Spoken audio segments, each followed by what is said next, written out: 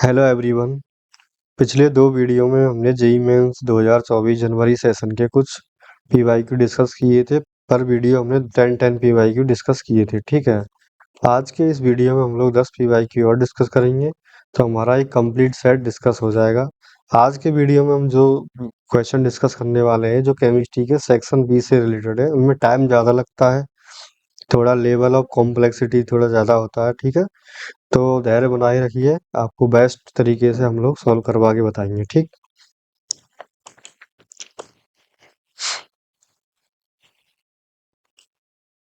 तो mass of silver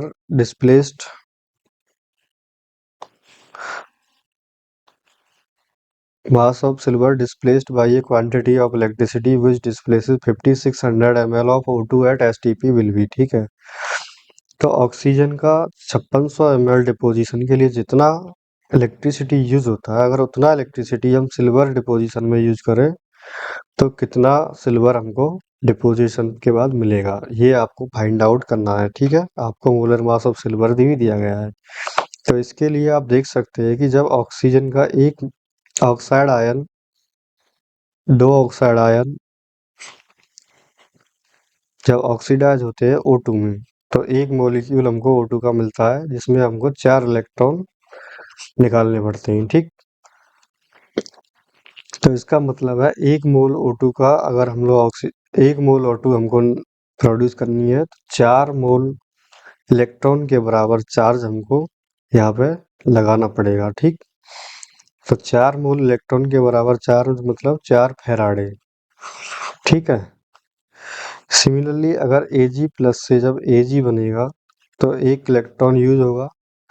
ठीक, और Ag में ये सॉलिड में चेंज हो जाएगा। ठीक है, तो आप देख सकते हैं अगर वन मोल ऑफ Ag अगर हमको प्रोड्यूस करना है तो 1 मोल इलेक्ट्रॉन के बराबर चार्ज चाहिए, मतलब 1 फेराडे चार्ज हमको चाहिएगा। ठीक है, तो अब हमको पता चल जाए कि ऑक्सीजन कितना प्रोड्यूस हुआ है, तो उसके अकॉर्डिंग हम चार्ज निकाल लेंगे और उसी चार्ज के बराबर यहाँ पर चार्ज यूज कर लेंगे, तो जितना सिल्वर हमको मिलेगा वो कैलकुलेट कर लेंगे ग्राम में। ठीक है, तो आप देख सकते हैं 5600 ml O2 का अमाउंट दिया है।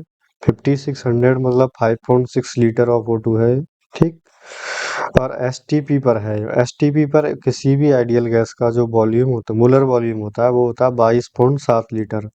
लेकिन जो ऑफिशियल आंसर दिया गया था इस आंसर की में, ये 22.4 लीटर पर मोल वाला जो डेटा था ओल्ड वाला एसटीपी पर, उसको यूज करके यहाँ पे कैलकुलेशन के वही डेटा यहाँ पे यूज करना था और उसी से सही आंसर आता। ठीक है, तो यहाँ पे 22.4 लीटर पर मोल यूज करना है ऑक्सीजन को आइडियल गैस मान के। ठीक है, तो ऑक्सीजन के नंबर ऑफ मोल आ जाएंगे यहाँ पे 1/4 मोल। ठीक है, सिंस एक एक मोल ऑक्सीजन के लिए हमको 4 फेराडे चाहिए होता है, तो 1/4 मोल ऑक्सीजन के लिए कितना फेराडे चाहिएगा बताइए। तो एक मोल O2 के लिए चाहिए होता है 4 फेराडे, तो 1/4 मोल O2 के लिए कितना चाहिएगा, 4 फेराडे इंटू 1/4 कर देंगे, मतलब 1 फेराडे चार्ज यहाँ पे यूज होगा। ठीक है, तो इसका मतलब ये हुआ कि O2 के डिपोजिशन में 1 फेराड चार्ज का यूज हो रहा है। ठीक, और आप देख सकते हैं कि जब सिल्वर का डिपोजिशन होता है तो इसमें भी 1 मोल सिल्वर के लिए 1 फेराडे की जरूरत होती है। और 1 फेराडे ही O2 के डिपोजिशन में यूज हो रहा है। ठीक, तो 1 फेराडे हम यूज कर लेंगे सिल्वर वाले में भी। तो 1 फेराडे जब यूज करोगे तो आप देख सकते हैं कि 1 मोल ही 1 मोल Ag प्लस हमको 1 मोल Ag सॉलिड हमको मिल जाएगा। 1 मोल Ag मिलेगा मतलब 108 ग्राम Ag हमको मिलने वाला है, क्योंकि सिल्वर का मोलर मास 108 ग्राम पर मोल होता है। तो आंसर हो जाएगा आपका 108 ग्राम पर मोल। ठीक, now next question, consider the following data for the given reaction. आपको एक इक्वेशन दी गई है और इसमें 3 डेटा लिए गए हैं जिसमें डिफरेंट HI का कंसंट्रेशन पर रेट आपकी मेजर की गई है। और ऑर्डर ऑफ रिएक्शन आपको निकालना है। एक जनरल रेट लॉ किसी भी ऑर्डर की रिएक्शन के लिए हम लिख सकते हैं k इंटू ए की पावर n। एक अगर यहाँ पर रिएक्टेंट है और n ऑर्डर है, ठीक है। तो इसी वाले फॉर्मूले को कोई भी दो डेटा में हम यूज कर लेंगे तो दो इक्वेशन हमको मिल जाएंगी। तो दूसरा और तीसरा डेटा मैं ले रहा हूँ। तो दूसरे डेटा से हम रेट क्या होगी 3.0 into 10⁻³ is equal to rate constant into यहाँ पे रिएक्टेंट क्या है एच आई। तो एच आई का कंसंट्रेशन है 0.01 मोल पर लीटर, ठीक। इसका पावर एन लिख दिया मैंने, ठीक। रेट का यूनिट भी यहाँ पे लगा सकते हैं आप लोग, मोल पर लीटर पर सेकेंड।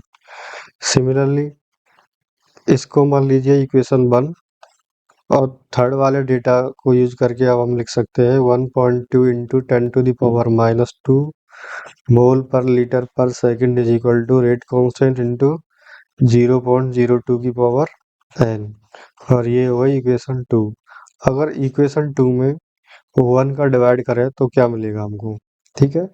तो ये हमको कुछ इस तरह से मिलेगा, मोल per litre per second divided by 3.0 into 10⁻³ mole per litre per second is equal to rate constant into 0.02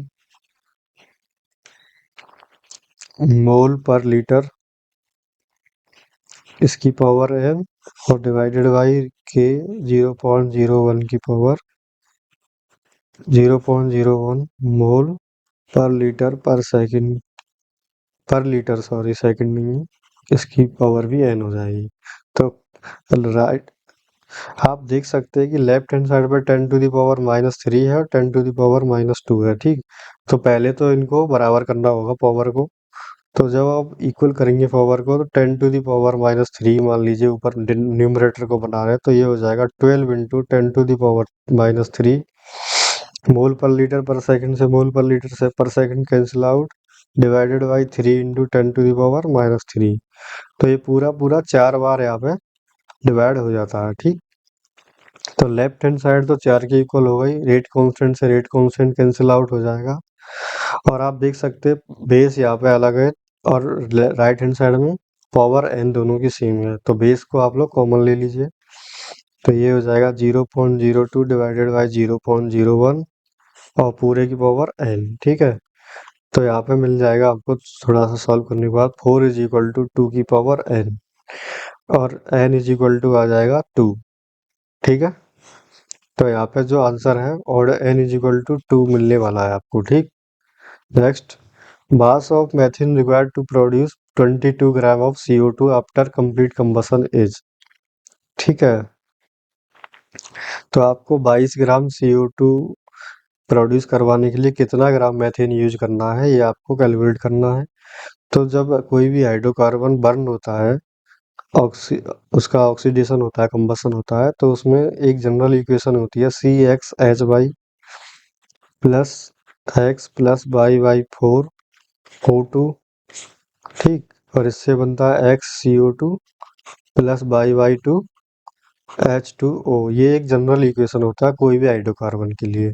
methane के केस में क्या होगा, CH4 यूज किए, मतलब यहाँ पे x की वैल्यू 1 है और y की वैल्यू 4 है।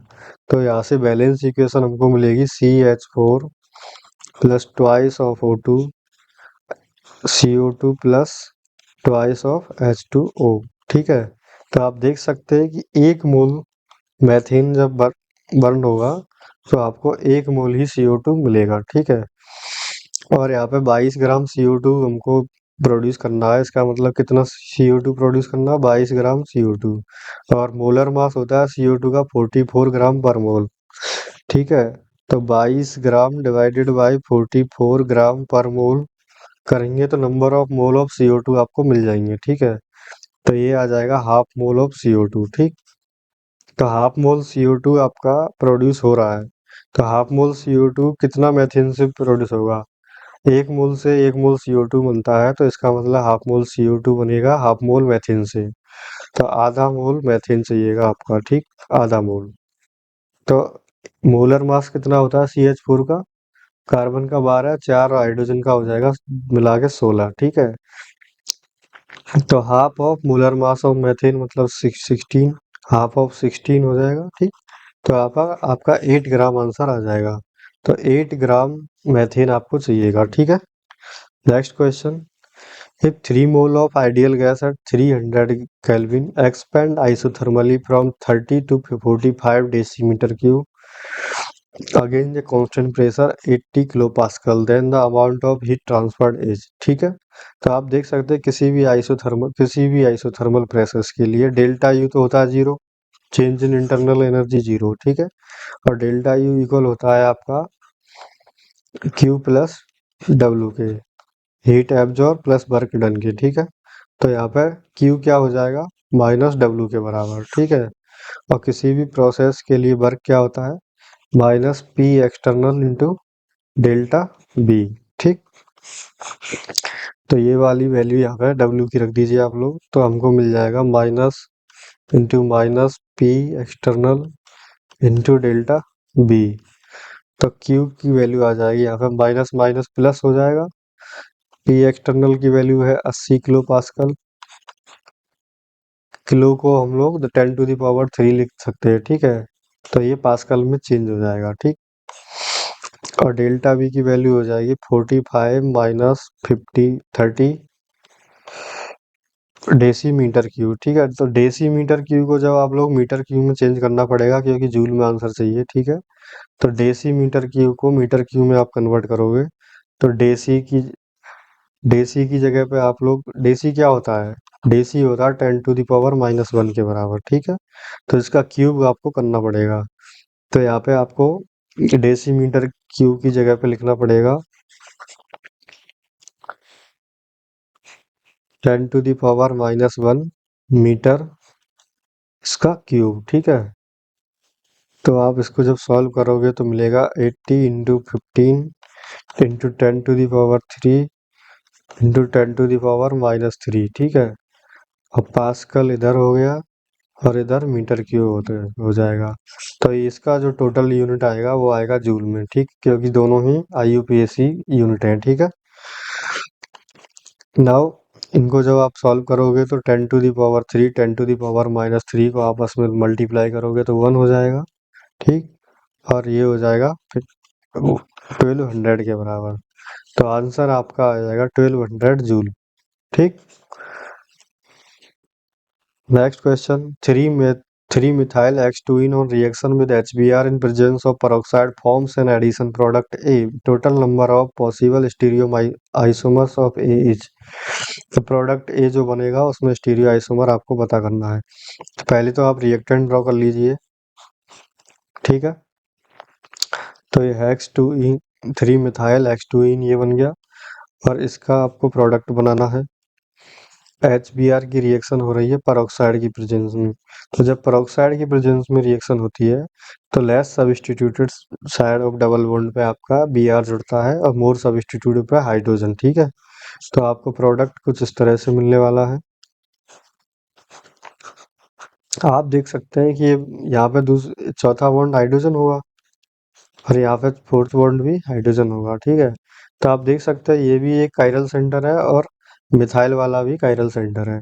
तो यहाँ पे n=2 हो जाएगा, मतलब नंबर ऑफ कायरल सेंटर 2, और कोई प्लेन ऑफ सिमेट्री इस मॉलिक्यूल में नहीं है।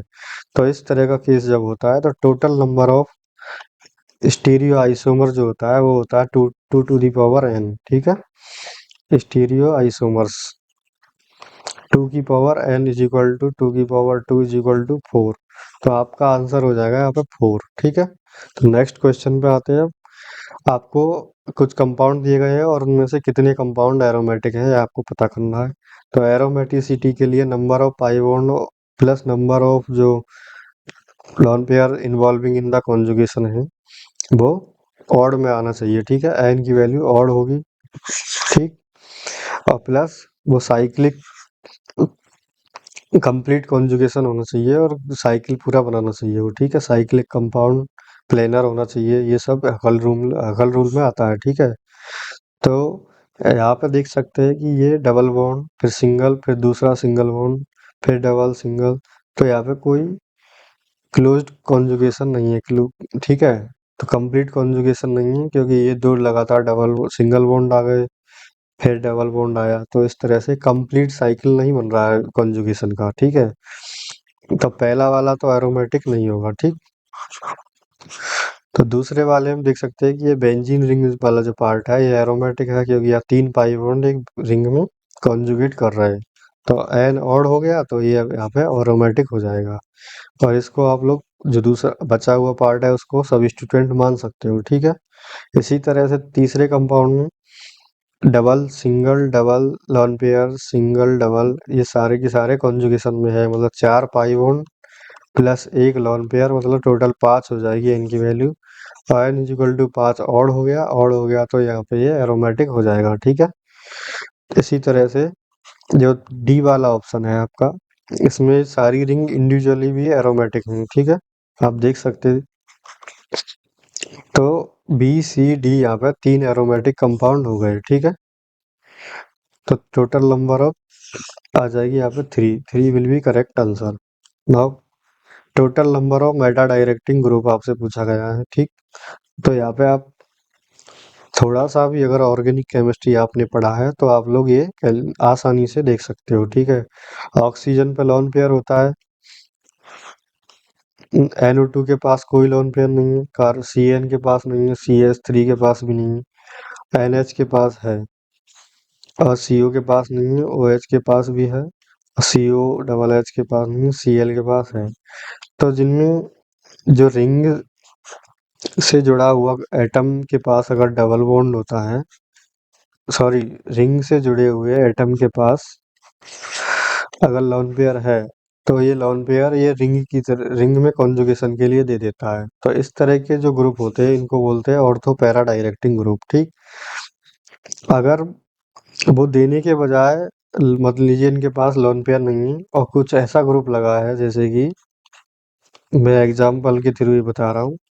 मान लीजिए कि यहाँ पे CHO ग्रुप लगा है आपका, कार्बन के पास लोन पेयर नहीं है, लेकिन इसके पास ये CO ग्रुप जुड़ा है, तो ये डबल बॉन्ड को इस तरह से लेगा अपनी साइड, और मोर इलेक्ट्रोनेगेटिविटी वाला जो एलिमेंट है ऑक्सीजन, इस तरह से फ्लो होगा इलेक्ट्रॉन का, ठीक है। तो मतलब ये बेंजीन रिंग के इलेक्ट्रॉन को अपनी तरफ खींच रहा है। तो इस तरह के ग्रुप होते हैं मेटा डायरेक्टिंग, ठीक है। तो इसमें से जो नाइट्रो ग्रुप, CN ग्रुप और COR ग्रुप और COOH ग्रुप, 4 ग्रुप यहाँ पे मेटा डायरेक्टिंग ग्रुप हैं, ठीक।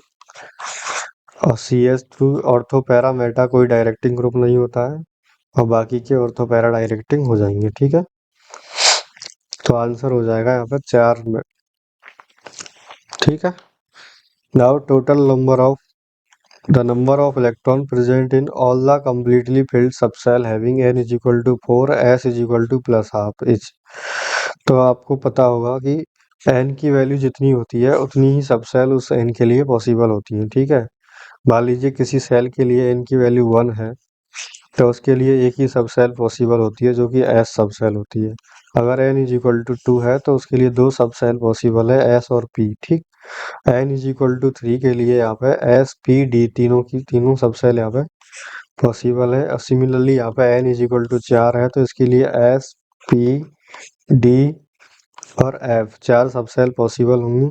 S में 1 ऑर्बिटल होता है, P में 3 ऑर्बिटल होते हैं, D में 5 ऑर्बिटल होते हैं, F में 7 ऑर्बिटल होते हैं। तो टोटल मिला के 16 ऑर्बिटल हो जाएंगे आपके। तो 16 ऑर्बिटल में मान लीजिए अगर फुल फिल्ड भी है 16 ऑर्बिटल, तो इनमें से 16 ऑर्बिटल का 16 इलेक्ट्रॉन का तो वैल्यू होगा S is equal to plus half, और 16 का होगा S is equal to minus half, ठीक। तो 16 ऑर्बिटल अगर फुल फिल्ड भी हैं तो यहाँ पे S प्लस हाफ वाले इलेक्ट्रॉन की नंबर होगी 16, नंबर ऑफ ऑर्बिटल के बराबर, ठीक है। तो इसका आंसर हो जाएगा 16। अब नेक्स्ट क्वेश्चन, CO और NO प्लस का बॉन्ड ऑर्डर आपसे पूछा गया है उनका सम करके, ठीक है। तो CO का बॉन्ड ऑर्डर 3 होता है, NO प्लस का भी 3 होता है, क्योंकि दोनों ही केस में 14 इलेक्ट्रॉन यहाँ पे काउंट आती है, ठीक है। जो कि nitrogen N triple bond N के बराबर होती है, क्योंकि नाइट्रोजन के पास 7, दूसरे नाइट्रोजन के पास 7, दोनों को मिला के 14। तो ये N2 के आइसो इलेक्ट्रॉनिक स्पीसीज हैं CO और NO प्लस, ठीक है। तो और 14 इलेक्ट्रॉन इनके पास होते हैं। तो आइसो इलेक्ट्रॉनिक स्पीशीज के केस में उनका बॉन्ड ऑर्डर भी सेम होता है। N2 का आपको पता ही है 14 होता है, तो इनका भी 3-3 बॉन्ड ऑर्डर यहाँ पे। N2 के पास 14 इलेक्ट्रॉन होते हैं, इसके कॉरिस्पॉन्डिंग जो बॉन्ड ऑर्डर आता है वो आता है 3। ठीक है, तो इन CO और NO प्लस का बॉन्ड ऑर्डर भी यहाँ पे 3-3 हो जाएगा। तो इनका सम करेंगे तो यहाँ पे आपका 6 मिलने वाला है, तो आंसर हो जाएगा 6। नेक्स्ट फाइनल क्वेश्चन इज, आपको कुछ सल्फर के कंपाउंड दिए गए हैं जिनमें ऑक्सीडेशन स्टेट सल्फर की आपको देखनी है और बताना है कि +4 ऑक्सीडेशन स्टेट कितने कंपाउंड में है। तो स्ट्रक्चर आप SO3 का स्ट्रक्चर कुछ इस तरह से होता है प्लेनर, आप देख सकते हैं +6 ऑक्सीडेशन स्टेट में है। H2SO3 का स्ट्रक्चर कुछ इस तरह से होता है जिसमें एक H डबल बॉन्ड हो और दो सिंगल SOH बॉन्ड होते हैं। ठीक है, तो इसमें +4 ऑक्सीडेशन स्टेट देखने को मिलती है। SOCl2 के केस में यहाँ पे +4 ऑक्सीडेशन स्टेट देखने को मिलती है। SF4 के केस में भी यहाँ पे 4 फ्लोरीन है और प्रत्येक फ्लोराइड F- होगा, तो यहाँ पे ये भी +4 ऑक्सीडेशन स्टेट सल्फर शो करेगा। यहाँ पे बेरियम सल्फेट के केस में मतलब सल्फेट आयन है SO4 2-, तो इसके केस में कुछ इस तरह से फॉर्म आयन इसका हम लोग ड्रॉ कर सकते हैं। तो यहाँ पे +6 ऑक्सीडेशन स्टेट देखने को मिलती है। और H2S2O7 का फॉर्म स्ट्रक्चर कुछ इस तरह से होता है जिसमें कि एक SOS बॉन्ड होता है, ये याद रखना है। ठीक है,